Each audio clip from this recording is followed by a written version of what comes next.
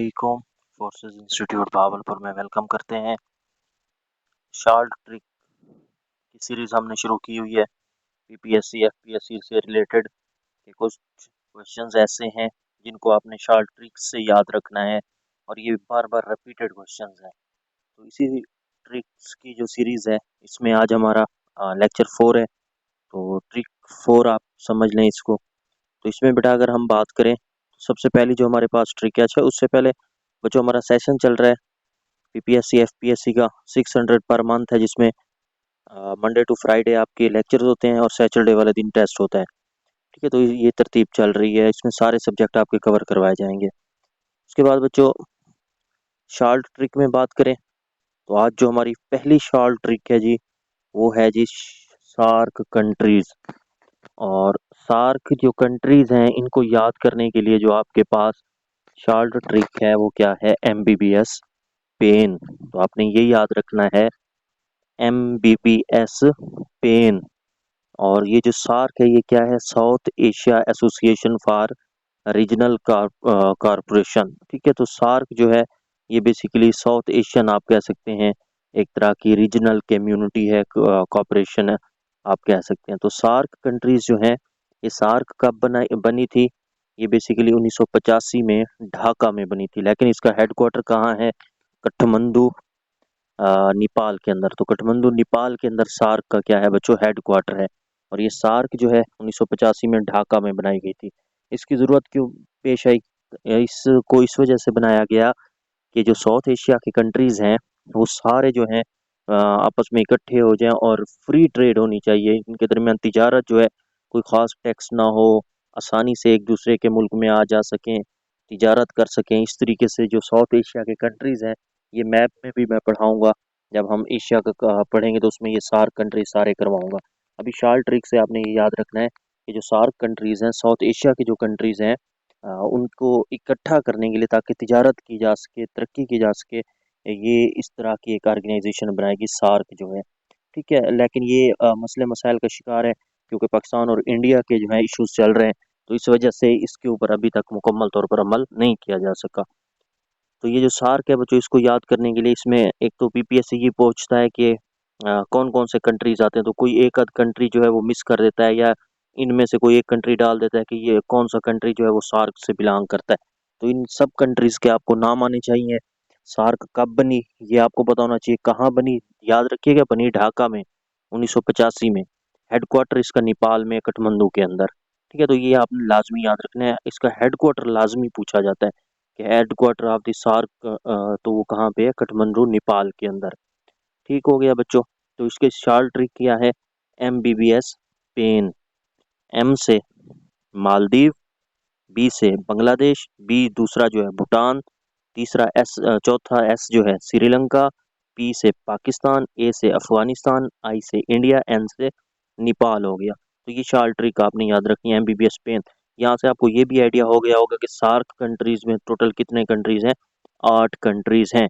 ये भी पीपीएससी बहुत दफ़ा पूछ चुका है, सार्क के अंदर कितने कंट्रीज हैं, तो 8 कंट्रीज हैं, तो इनके नाम भी आपको आने चाहिए। ये होगी आज की फर्स्ट ट्रिक। उसके बाद है बच्चों हमारे पास official languages of United Nation. तो यूनाइटेड नेशन की जो ऑफिशियल लैंग्वेजेस हैं उनको याद करने के लिए जो शार्ट ट्रिक है वो क्या है, फेसर, FACERS। ट्रिक के आप सामने लिखा हुआ है फेसर, FACER। अच्छा, ये भी पीपीएससी का बहुत फेवरेट सवाल है, बहुत दफ़ा बच्चों ये सवाल आ चुका है कि कौन सी जो है वो ऑफिशियल लैंग्वेज है यूनाइटेड नेशन की, तो इनमें से कोई एक डाल देता है, या फिर बाज़ औक़ात ये भी पूछ लेता है कौन सी नहीं है, तो इन 6 के अलावा बाकी कोई और नहीं होगी। तो 6 ऑफिशियल लैंग्वेज, अच्छा ये भी पूछता है कितने ऑफिशियल लैंग्वेजेस हैं यूनाइटेड नेशन की, पीपीएससी। तो 6 होती हैं, इनको याद करने के लिए जो ट्रिक है बच्चों वो क्या है, फेसर, FACERS फेसर्स। एफ से फ्रेंच, ए से अरेबिक, सी से चाइनीज़, ई से इंग्लिश, आर से रशियन और एस से स्पेनिश। तो ये 6 आप कह सकते हैं ऑफिशियल लैंग्वेजेस हैं किसकी बच्चों, हमारे पास यूनाइटेड नेशन की। तो ये दोनों तरह से सवाल आ सकते हैं, टोटल कितनी है और हैं कौन कौन सी, तो ये आपको आइडिया होना चाहिए। उसके बाद बच्चों तीसरी ट्रिक जो आज है वो है जी प्लेनेट नियरेस्ट टू सन। तो सूरज के करीब 3 जो प्लेनेट है उनकी तरतीब किस तरीके से याद रखनी है। तो इसके लिए जो आपके पास ट्रिक है वो है जी, my very educated mother just serve us noodles. ठीक है, my very educated mother just served us noodles. यहाँ से आपने बना लेना है, पहले माई से मरकरी, वेरी से वेनिस, एजुकेटेड से अर्थ, मदर से मार्स, जस्ट से जुपिटर, सर्व्ड से एस से स्टॉर्न, यूएस से यूरानस और नूडल से नेपटून। तो ये बेसिकली प्लैनेट्स हैं। और इनमें से नियरेस्ट के लिहाज से देखा है तो मरकरी नियरेस्ट है, उसके बाद वेनस है जिसे मॉर्निंग इवनिंग स्टार भी कहते हैं। खैर इसके ऊपर हमारा मेरा अलग से लेक्चर होगा इन प्लैनेट्स के ऊपर, जो पीपीएससी आपसे सवाल पूछ सकता है। ये अभी आपने सन के लिहाज से देखना है। ठीक है, तो सन के लिहाज से सबसे करीब मरकरी है, उसके बाद वेनस है, फिर जो है अर्थ है, उसके बाद मार्स है, फिर जुपिटर। जुपिटर क्या है, जो कि लार्जेस्ट प्लेनेट है इन आवर सोलर सिस्टम। फिर स्टॉर्न है, फिर यूरेनस है, फिर नूडल से नेपटून हो गया। तो इस तरीके से आपको ये प्लैनेट्स भी याद रहेंगे। वैसे उसके बाद जो है प्लाटो होता है, जो कि अब प्लैनेट की लिस्ट से बैर हो चुका है। तो ये तीसरी ट्रिक हो गई।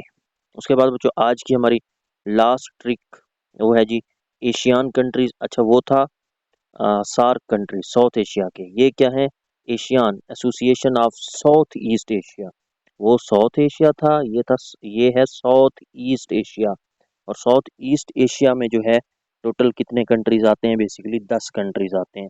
तो ये भी उसी तरीके से ऑर्गेनाइजेशन बनाई गई है ताकि तिजारत की जा सके और इस रीजन साउथ ईस्ट एशिया के अंदर तरक्की की जा सके। तो इसको याद करने के लिए उस ट्रिक से पहले आपने क्या याद रखना है, ये कब बनी थी, 8 अगस्त 1967 को, 1967।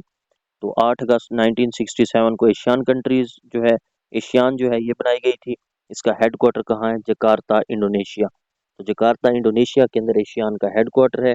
ये 1967 में बनाई गई थी और सार्क 1985 में बनाई गई थी। तो इसके लिए जो आपके पास शॉर्ट ट्रिक है वो क्या है जी, टीवी क्लिप एमबीबीएस। वहाँ था एमबीबीएस पेन, यहाँ आपने क्या करना है, टीवी क्लिप एमबीबीएस। दोबारा बता रहा हूँ, टीवी क्लिप एमबीबीएस। ई से थाईलैंड, वी से वियतनाम, सी से कंबोडिया, एल से लोआस, आई से इंडोनेशिया, पी से फिलिपाइन, एम से एमबीबीएस का जो एम है मलेशिया, दूसरे बी से बर्मा, पहले बी से बर्मा, दूसरे बी से ब्रुनाई और चौथा जो एस है उससे सिंगापुर। तो ये टोटल कितने होते हैं, 10 कंट्रीज होते हैं। तो एशियान के अंदर 10 है, सार्क के अंदर 8 कंट्रीज हैं। ये आपको याद होना चाहिए, ये पीपीएससी बार बार पूछता है बच्चों। तो इसके लिए TV clip MBBS, Thailand, Vietnam, Cambodia, Laos, Indonesia, Philippine और उसके बाद हमारे पास जो है मलेशिया, बर्मा, ब्रुनाई और सिंगापुर। तो ये थी हमारी आज की लास्ट ट्रिक बच्चों। आई होप कि आपको ये चीज़ें क्लियर हो गई होंगी। तो आप लोगों ने हमारे चैनल को लाजमी सब्सक्राइब करना है, हमारा सेशन भी ज्वाइन करना है। तो बच्चों पहले मैं नंबर बता चुका हूँ, वैसे डिस्क्रिप्शन में भी नंबर डाल दूंगा। थैंक यू एंड अल्लाह हाफिज़।